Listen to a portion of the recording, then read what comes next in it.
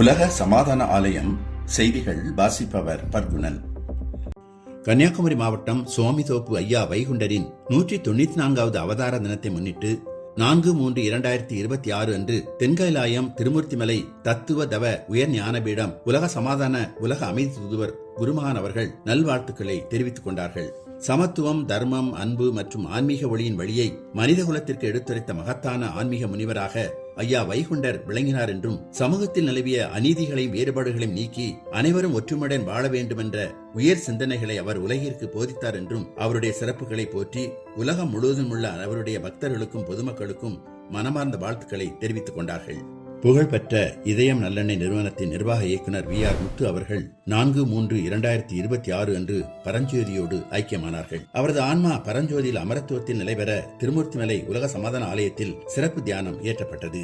மதுராந்தகம் ஸ்ரீ மலோலான் கலை மற்றும் அறிவியல் கல்லூரியின் கணினி அறிவியல் துறை மாணவர்கள் மற்றும் பேராசிரியர்கள் திருமூர்த்திமலை உலக சமாதான ஆலயத்திற்கு வருகை புரிந்து உலக அமைதி தூதுவர் குருமான் அவர்களின் அருளாசியை பெற்றார்கள். இந்த சந்திப்பில் குருமான் அவர்கள் மாணவர்களுக்கு ஒழுக்கம், மனிதநேயம், ஆன்மநேயம், ஒற்றுமை, கல்வியுடன் நல்ல பண்புகளையும் சேவை மனப்பான்மையை வளர்த்துக் கொள்ள வேண்டும் என்றும் அறிவுறுத்தினார்கள்.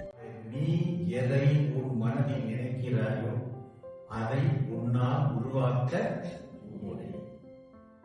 என்னால் முடியும் என்று நீ நினைத்தால் எதையும் சாதிக்க முடியும்.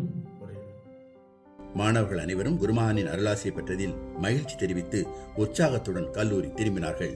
ஞானபீடத்தில் மகாசக்தி யோக பயிற்சி முகாம் உலக அமைதி தூதுவர் குருமகான் அவர்களின் அருளாசியுடன் சிறப்பாக நடைபெற்றது.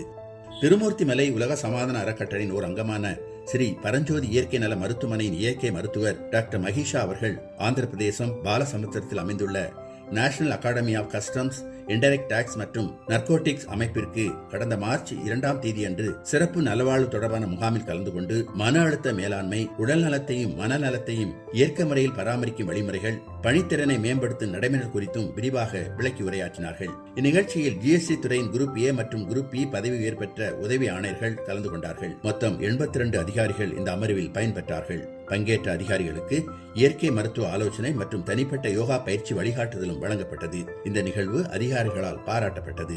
செய்திகள் நிறைவடைந்தன. சந்தோஷம்.